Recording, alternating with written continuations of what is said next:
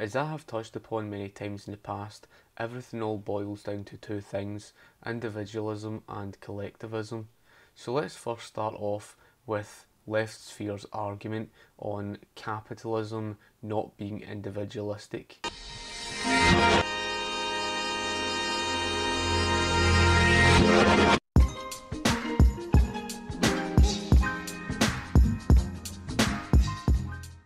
Capitalism is often praised with the claim that it's an economic system representative of individualism and individual freedom. This often goes along with the characterization of socialism as collectivism, a word which in this argument is being defined as a system that puts the benefit of the group ahead of the freedom of the individual.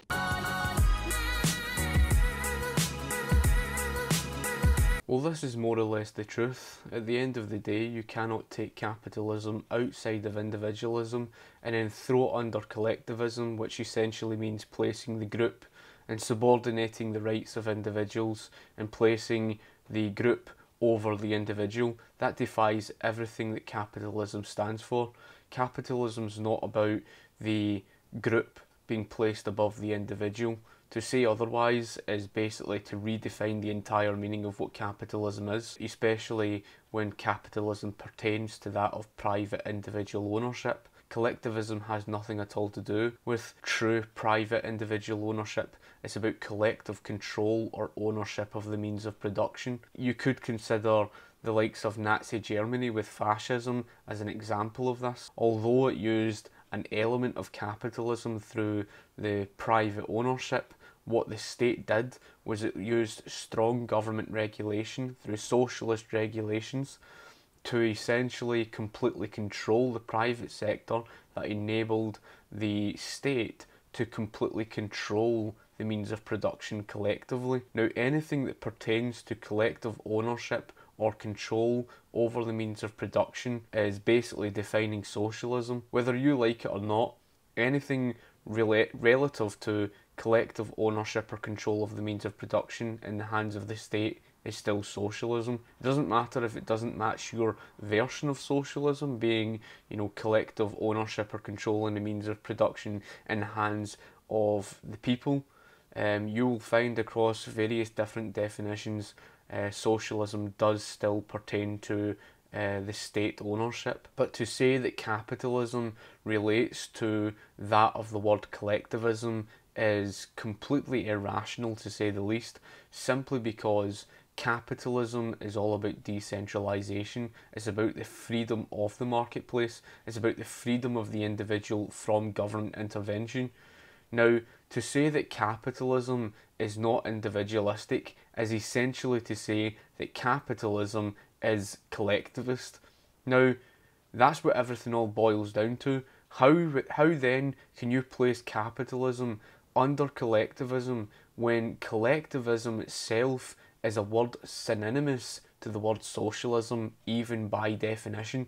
This isn't made up.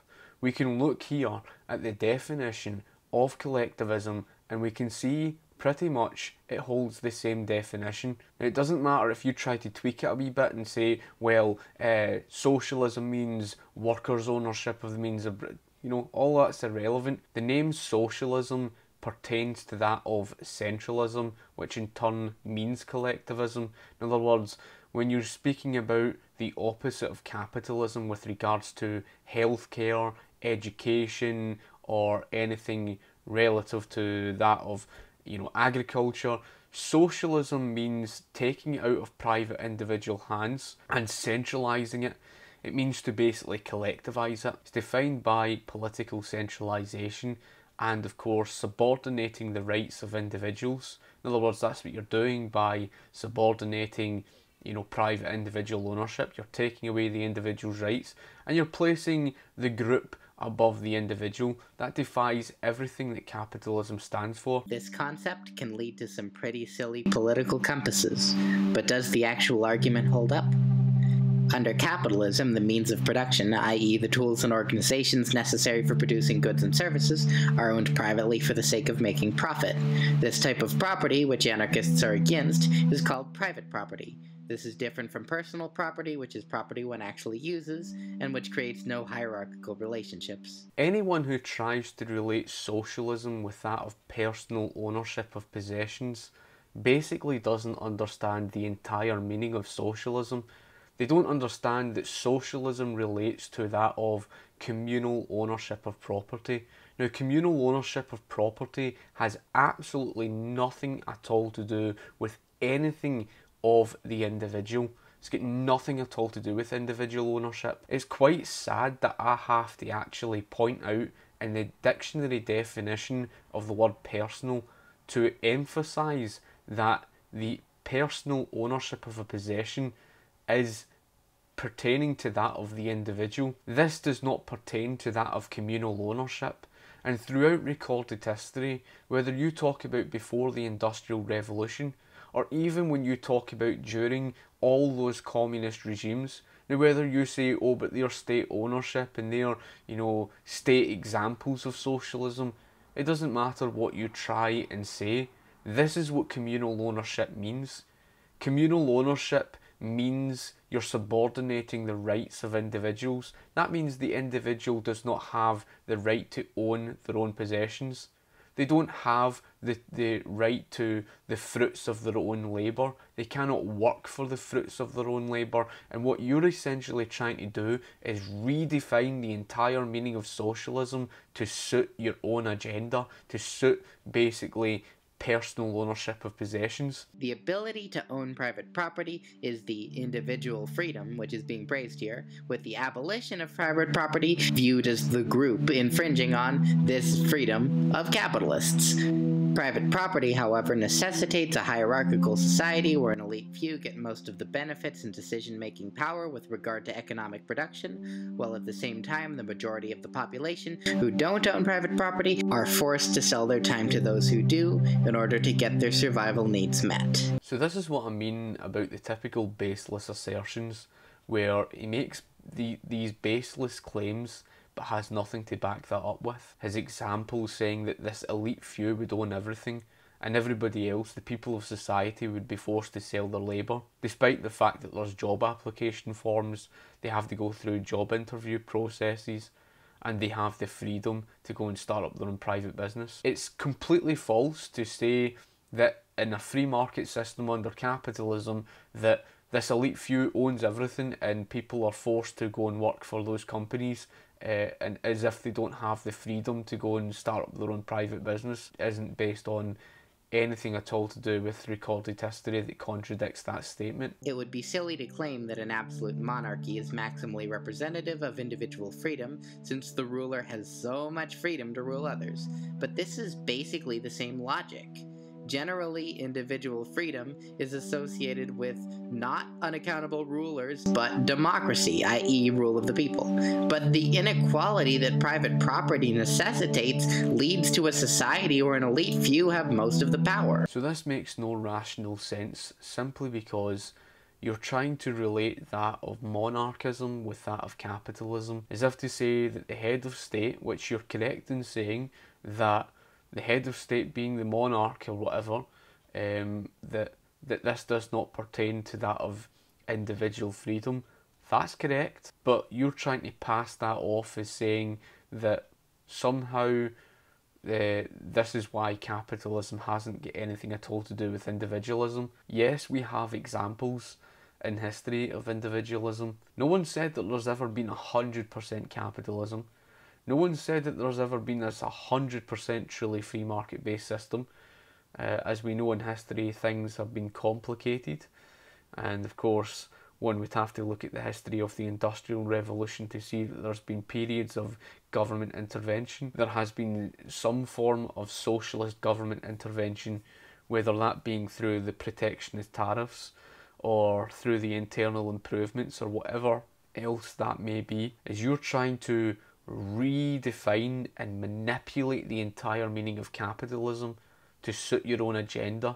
You're trying to correlate capitalism to that of this system where the monarchy rules everybody else, and therefore This is because this hasn't got anything at all to do with individual freedom. Somehow this is to blame on capitalism. Little do you realise that what you're essentially talking about is socialism. It's not capitalism at all. Once you place the state as the centre of the economy, whether that being the monarchy, once you place the state as the main element of the economy, and people are forced into servitude to serve the state, that is collectivism, that is collective ownership in the hands of the state. In a political system like the United States, democracy is reduced to choosing between two right-wing political parties that both seek to maintain an unjust hierarchical economic system. I think what the sad thing is the fact that by the sounds of your accent, you sound as if you're from the United States of America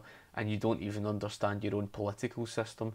I don't pretend to know the ins and outs of the American political system, but one thing I do know for sure is the United States of America is not a democracy. It's a constitutional republic. Private property is not maximizing individual freedom, it is standing in the way of it. This pro-capitalist model of individualism and individual freedom is just a justification for a system of property that limits the freedom of most individuals.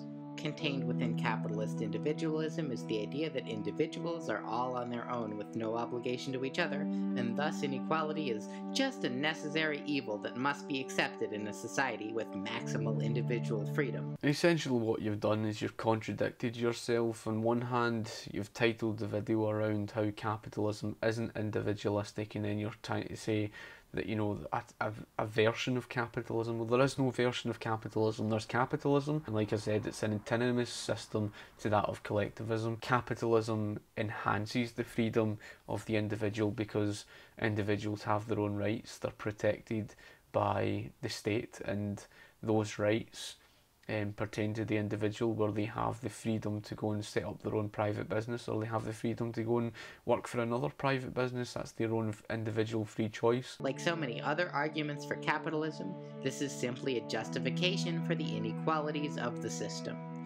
Equality and freedom are not opposing forces. And this is where you're factually incorrect, because what I believe in is negative rights, and what you basically stand for is, this is what socialism is based around, is positive rights. Now, as individuals, we have individual rights. We have the rights to agree to disagree, and that's what negative rights are based around. What socialists believe in is they believe in positive rights. In other words, they believe that their rights as a group is somehow greater than my individual right. So they take away the rights of individuals to disagree. A prime example of this would be a group of socialists saying that healthcare is a right, or to say that employment is a right. Little do you realise, the employer, the person who owns the business, who employs people, the employer has rights, and that employer has the right to disagree. That employer has the right to sack an individual. That employer has the right to not employ a specific individual, because it's their individual right. Each and every single individual have equal rights to agree to disagree. What you essentially support is trying to force your will upon their will so that they won't have the right to disagree, but you somehow think that your rights of forcing your will upon them is greater. So that's actually inequality for what you stand for.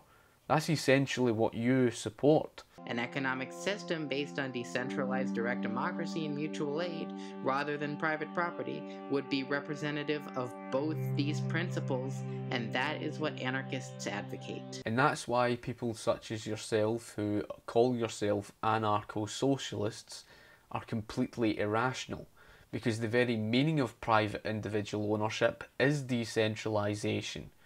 To go in the opposite direction of private individual ownership is centralisation. That's why you're back to front. You don't understand socialism at all. Socialism by its very name, never mind the entire meaning of socialism, is based around and defined around political centralisation. That's like saying, I will have a decentralization of a centralization. I will have a decentralized, centralized system. That's essentially what you're saying. Because that's essentially what socialism is. That's why when you hear about socialism, whether you talk about healthcare or education or anything relative to socialism, what socialists argue for is universal healthcare, is universal education. Anyway, folks, I hope you've enjoyed the video. If you've taken anything from it, then fantastic. If you've got anything to say, comment in the comment section below. Don't forget, you can obviously check out my other videos, share the video, like the video, anything to ask, comment below, and of course I'll be sure to get back to you. Thank you for watching my video, and I shall talk to you later. Cheers.